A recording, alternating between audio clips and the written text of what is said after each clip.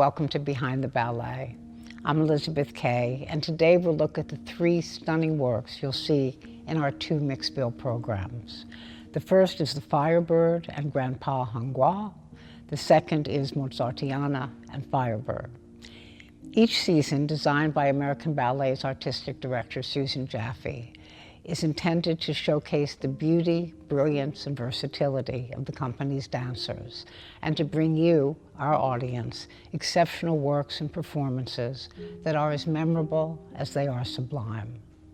These three works are entirely different from one another, yet each is rooted in a single entity, Russia's revered imperial ballet, where classical ballet was born and flourished.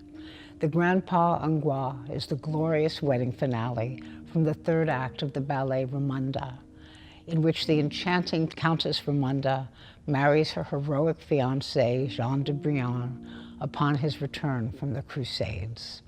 Ramunda is the last great ballet created by the Imperial Ballet's premier ballet master, Marius Petipa, who also created the entirety of ballet's classical canon, works that through the centuries have inspired other choreographers and bedazzled audiences, among them Don Quixote, La Bayadere, The Sleeping Beauty, The Nutcracker, and Swan Lake. Petipa choreographed Ramunda in 1898, the year of his 80th birthday, and in doing so, he added a trove of the most exquisite dances to his already staggering legacy. Danced to the uplifting and lilting score composed by Alexander Glazunov, the Grandpa Angua unfolds with the loveliness of a perfect dream. The crystalline shapes created by the core soloists and principals, and the joyousness that abounds are suffused with the virtuosity, grace, and graciousness that are the essence of classical ballet. This rendering is staged by Susan Jaffe. Now, ABT previously staged the third act of Ramunda, titled Ramunda Divertissement. But as Ms. Jaffe says of Grandpa Angua, the title Grandpa Angua is historically precise, distinguishing this excerpt from other selections and ensuring that audiences recognize this iconic section of Petipa's masterwork. The second ballet, ABT's Firebird, was choreographed in 2012 by Alexei Ratmansky, who was then ABT's artist-in-residence. It was based on the original Firebird, created in 1910 by Michel Fokine, who entered the Imperial Ballet School in 1889 when he was 9 years old, and went on to become a leading dancer under Petipa's direction. An intriguing aspect of Fokine's story is the way his Firebird came into being. At the start of the 20th century, the world was changing in radical ways. The invention of the X-ray and the publication of Freud's first books affirmed there is more to people than one can see. In the arts, composers experimented with atonality, Picasso launched Cubism. And at the Imperial Ballet, belief began to grow that the lavish classical ballets of the 19th century were too lavish and too classical. No one believed this more than Fokine. This accounts for his creation in 1907 of Les Sylphides, the first ballet to have no plot.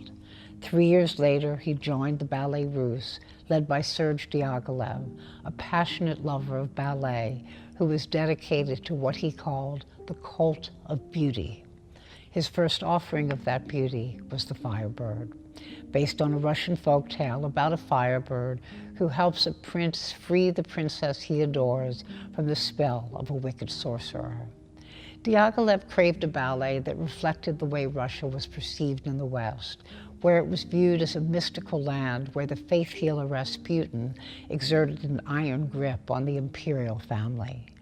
This ballet would need that mystical quality as it revealed and reveled in the magical powers possessed by the Firebird and by the sorcerer with whom she contends.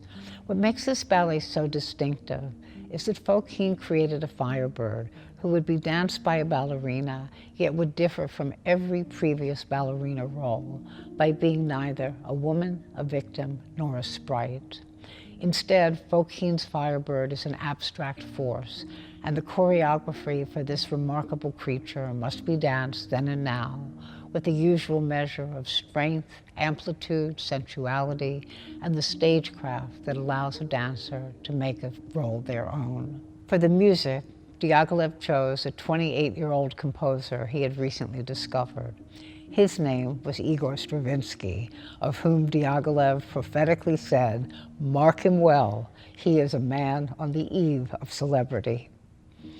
What makes ABT's Firebird so mesmerizing are its contemporary psychological undertones, its dazzling sets and costumes, its highly creative characters, and the thrilling, airborne, direction-changing choreography. It is truly a Firebird that deserves its place in that cult of beauty Diaghilev envisioned. The third ballet, Mozartiana, was created by George Balanchine, who, like Fokeen, entered the Imperial Ballet School when he was 9.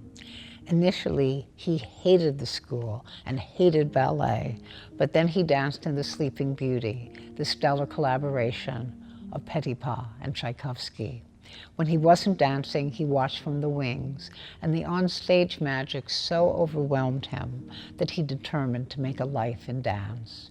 Later, he would call Petipa his spiritual father and say that he loved Tchaikovsky like a father. He would make at least 14 ballets to Tchaikovsky's music, including Mozartiana.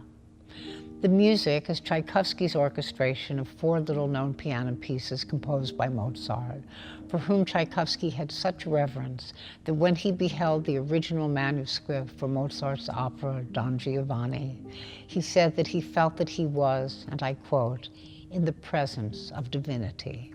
When Balanchine choreographed Mozartiana in 1981, he was 77 years old and in ill health. In the opening dance, titled Preghiera, which means prayer, its combination of mourning and faith is so deeply spiritual it can make you weep, as the ballerina, flanked by 4 young girls, appears to be asking for both peace and guidance. Mozartiana would be Balanchine's final major work, and this profound and elegiac section of the ballet suggests that he knew that. But this ballet also gives us wit and gaiety, as you'll see in the next dance, a spirited solo for a male dancer with unthinkably swift, exacting steps. It's followed by an elegant minuet for 4 ballerinas, who seem to be adult versions of the young girls we saw in the Preghiera. This is followed by an unusual pas de deux for the leading ballerina and her cavalier, in which they often dance solos, like 2 people conducting a conversation. Finally, there is a celebratory finale featuring all 11 dancers. Balanchine had made other ballets to the same music, but this version must have greatly pleased him, for it is said that he exclaimed to a friend, "Look what I came up with." With this ballet, Balanchine paid tribute to Tchaikovsky, just as Tchaikovsky's music was his tribute to Mozart. But this ballet can be seen, too, as more than a tribute to an individual.